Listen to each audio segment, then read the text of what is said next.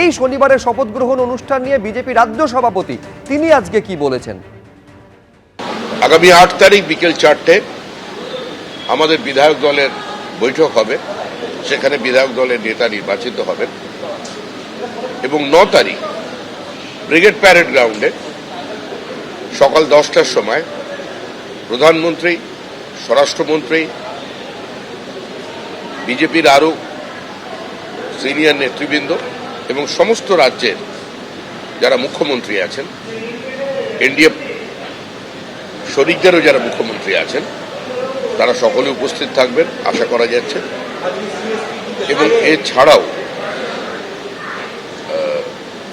আমাদের বহু এমন সমাজের বিভিন্ন স্তরের মানুষ যারা জাতীয় পুরস্কার পেয়েছেন, পদ্ম অ্যাওয়ার্ডে আছেন এবং সমাজের নিজ নিজ ক্ষেত্রে যারা প্রতিষ্ঠিত, সে ধরনের সমস্ত মানুষ তারা আমন্ত্রিত থাকবেন এবং তাদের অত্যন্ত বর্ণময় উপস্থিতিতে আজকে এই শপথ গ্রহণ অনুষ্ঠানটা হবে।